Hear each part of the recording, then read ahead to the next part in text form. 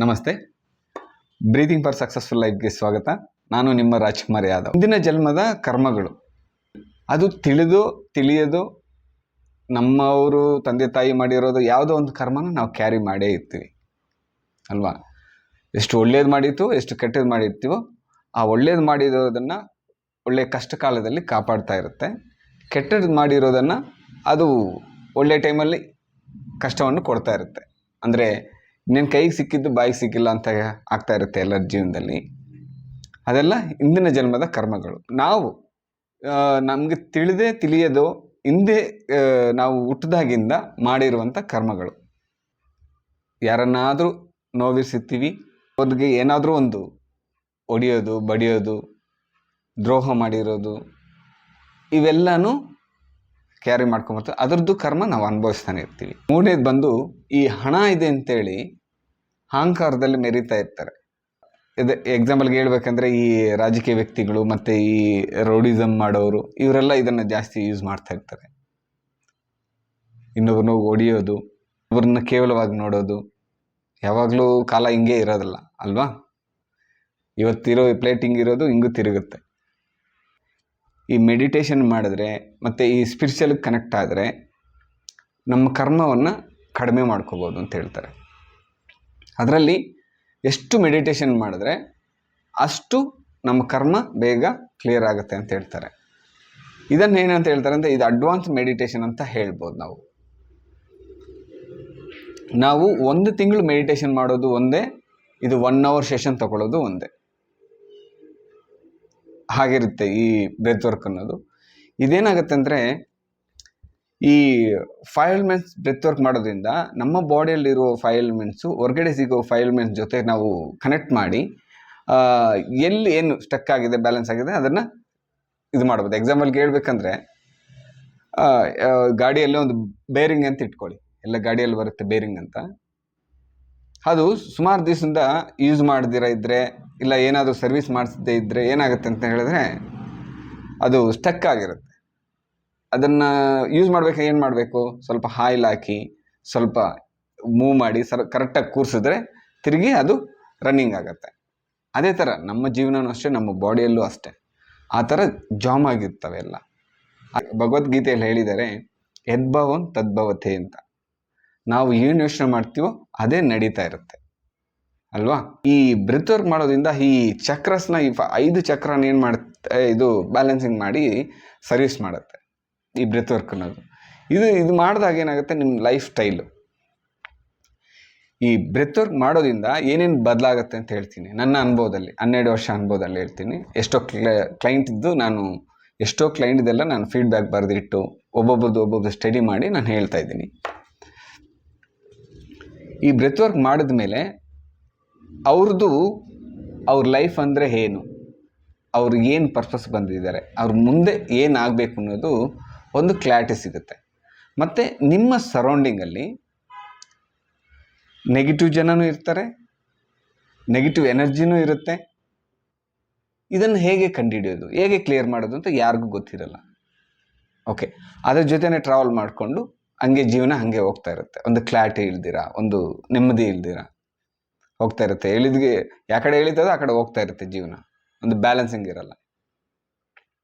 ಆವಾಗ ಈ breath work ಅನ್ನೋದು ಮಾಡಿದಾಗ, ಈ 5 element ಬ್ರೆತ್ ವರ್ಕ್ ಅನ್ನೋದು ಮಾಡಿದಾಗ ಏನಾಗುತ್ತೆ ಅಂದರೆ ನಿಮಗೆ ನಿಮ್ಮ ಜೀವನ ಅಂದರೆ ಏನು ಅಂತ ಅರ್ಥ ಮಾಡಿಸುತ್ತೆ.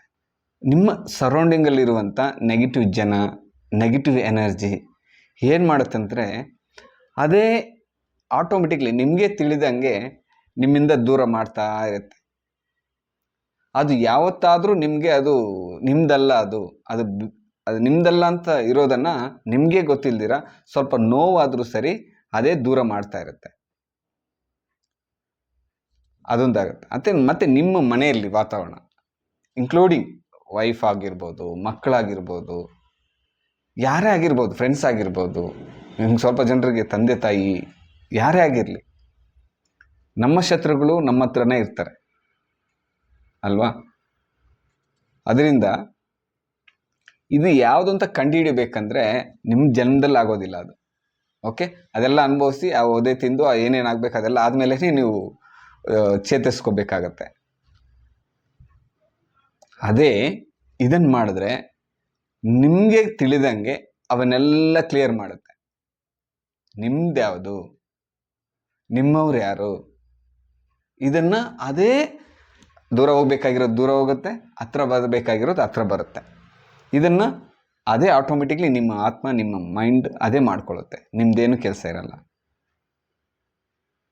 ಮತ್ತು ನಿಮ್ಗೇನು ಸೇರಬೇಕಾಗಿತ್ತು, ನೀವು ಗುರಿ ಎಕ್ಸಾಂಪಲ್ಗೆ ಹೇಳಿದ್ರೆ ಒಂದು 50 ವರ್ಷದಲ್ಲಿ ನೀವೇನು ರೀಚ್ ಆಗಬೇಕು ಅಂತ ಇದ್ದರೂ ಅದು ಒಂದು 10-15 ವರ್ಷದಲ್ಲೇ ನೀವು ರೀಚ್ ಆಗ್ಬೋದು.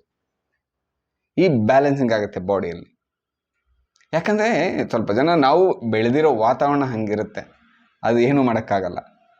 ಅದರಿಂದ ಹೊರಗಡೆ ಬರಬೇಕಂದ್ರೆ ಈ ಬ್ರೆತ್ ವರ್ಕ್ ಸೆಷನ್ ಅನ್ನೋದು ತಗೋಬೇಕಾಗುತ್ತೆ.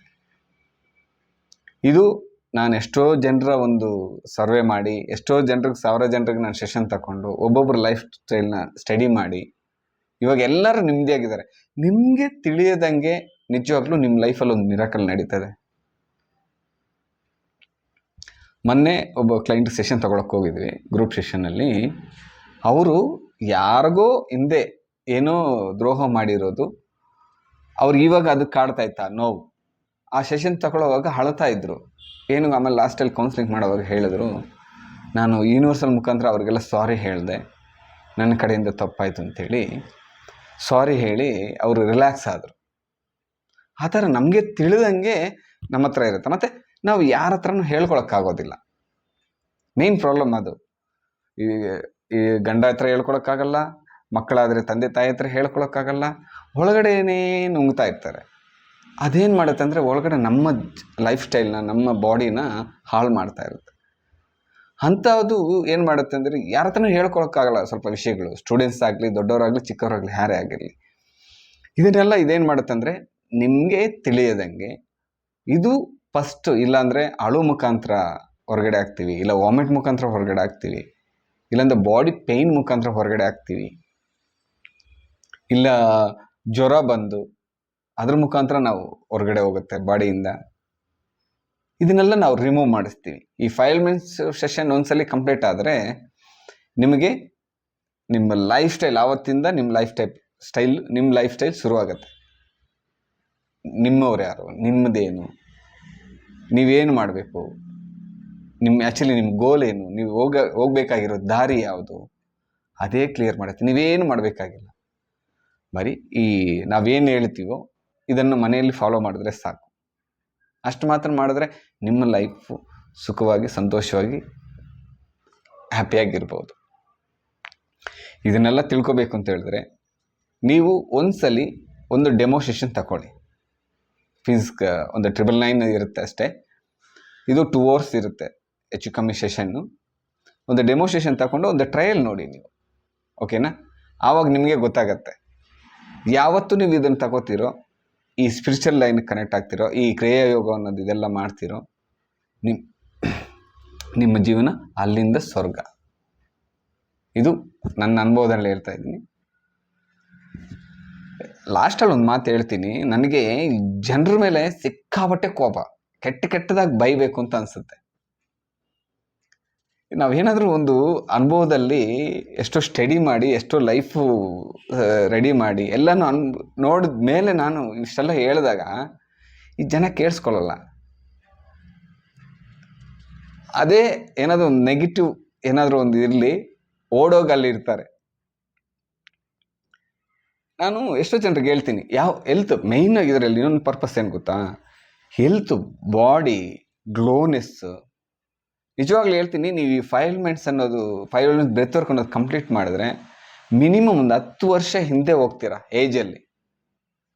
ಸ್ಲಿಮ್ ಆಗೋದಾಗಲಿ, ಗ್ಲೋನೆಸ್ ಬರೋದಾಗಲಿ, ಮುಖದಲ್ಲಿ ಹ್ಯಾಂಡ್ಸಮ್ ಆಗಿ ಕಾಣೋದಾಗಲಿ, ಇದೆ ನಿಜವಾಗ್ಲೂ ಮಿರಾಕಲ್ ನಡೀತದೆ. ಒಂದಲ್ಲ ಎರಡಲ್ಲ ಬೆನಿಫಿಟ್ ಇದರಿಂದ. ನಿಮ್ಮ ಲೈಫ್ ಟೈಮ್, ನಿಮ್ಮ ಜೀವನದ A to Z ಏನು ಬೇಕು ಎಲ್ಲ ಸರಿ ಮಾಡುತ್ತೆ ಇದು. ಹೆಲ್ತಿಂದ ಹಿಡಿದು ಪ್ರತಿಯೊಂದು, ಎಷ್ಟೋ ಕ್ಯಾನ್ಸರ್ ಪೇಷೆಂಟ್ಗಳೆಲ್ಲ ಬಂದು ಸರಿ ಮಾಡ್ಕೊಂಡು ಹೋಗಿದ್ದಾರೆ. ಒಂದಕ್ಕಲ್ಲ, A to Z ಎಲ್ಲ ಪ್ರಾಬ್ಲಮ್ಗೂ ಇಲ್ಲೇ ಸೊಲ್ಯೂಷನ್ ಸಿಗುತ್ತೆ, ಒಂದು ಮೆಡಿಸಿನ್ ಇಲ್ಲದೆ. ಯಾರು ಕೇಳಲ್ಲ ಇಲ್ಲಿ. ಹೆಂಗೆ ಅಂದರೆ ಜನರ ಮೈಂಡ್ಸೆಟ್ ನೋಡಿ, ಈ ಜನ್ಮ ಉದ್ಧಾರ ಆಗಲ್ಲ ಜನರು. ಇದೆಲ್ಲ ಯಾವಾಗ ಅರ್ಥ ಮಾಡ್ಕೋತಾರೋ ನಿಜವಾಗ್ಲೂ ಆವಾಗಲೂ ಉದ್ಧಾರ ಆಗೋದು. ಒಂದು ಯೋಗ ಎರಡಿದಾವೆ ಅಲ್ಲಿ, ಒಂದು ಪಕ್ಕದಲ್ಲಿ ಒಂದು ಹಾಸ್ಪಿಟ್ಲ್ ಇದೆ, ಒಂದು ಯೋಗ ಶಾಲೆ ಇದೆ. ಇಲ್ಲಿ ಯೋಗ ಶಾಲಕ್ಕೆ ಹೋದರೆ ನೀವು ಜೀವನದಲ್ಲಿ ಅಲ್ಲಿ ಹೋಗ್ಬೇಕಾಗಿಲ್ಲ. ಓಕೆ, ನೋಡಿದ್ರೆ ಅಲ್ಲೇ ಜನ ಜಾಸ್ತಿ ಇರ್ತಾರೆ, ಈ ಯೋಗ ಶಾಲದಲ್ಲಿ ಯಾರೂ ಇರೋದಿಲ್ಲ. ಯೋಗ ಕೌಂಟ್ರಲ್ಲಿ ರಿಸೆಪ್ಷನಲ್ಲಿ ಇರೋರು ಸೈಲೆಂಟಾಗಿ ಕೂತಿರ್ತಾರೆ. ಹಾಸ್ಪಿಟ್ಲ್ ಪಕ್ಕದಲ್ಲಿರೋ ಮೆಡಿಕಲ್ ಶಾಪಲ್ಲಿ ಕ್ಯೂ ಗಂಟ್ಲೆ ನಿಂತಿರ್ತಾರೆ. ಇದು ನಮ್ಮ ಜನರ ಮೈಂಡ್ಸೆಟ್. ಇದರಿಂದ ಯಾವಾಗ ಹೊರಗಡೆ ಬರ್ತಿರೋ ಆವಾಗಲೇ ನಿಮ್ಮ ಜೀವನ ಚೆನ್ನಾಗಿರೋದು, ಆರೋಗ್ಯ, ಆಯುಷ್ಯು ಎಲ್ಲನೂ ಸಿಗುತ್ತೆ. ಒಂದ್ಸಲಿ ಟ್ರೈ ಮಾಡಿ, ಆಮೇಲೆ ನೀವೇ ನೋಡಿ, ನೀವೇ ನಮಗೆ ಫೀಡ್ಬ್ಯಾಕ್ ಕೊಡಬೇಕಾಗುತ್ತೆ. Okay, thank you, all the best ಎಲ್ಲರಿಗೂ. ಈ ಕೆಳಗಡೆ ಕಾಣಿಸ್ತಾ ಇರೋರು ಬ್ರೋಚರಲ್ಲಿರೋ ನಂಬರ್ಗೆ ಯಾರಿಗೆ ಇಂಟ್ರೆಸ್ಟ್ ಇದೆಯೋ ಅವ್ರಿಗೆ ಕಾಲ್ ಮಾಡಿ ರಿಜಿಸ್ಟರ್ ಮಾಡಿಕೊಂಡು ಒಂದು ಡೆಮೋಸ್ಟ್ರೇಷನ್ ತಗೊಳ್ಳಿ. ಪ್ರೈಸ್ ತುಂಬ ಕಡಿಮೆನೇ, ಟ್ರೈ ಮಾಡಿ ಒಂದ್ಸಲಿ. Okay, thank you, all the best ಎಲ್ಲರಿಗೂ. ಧನ್ಯವಾದಗಳು.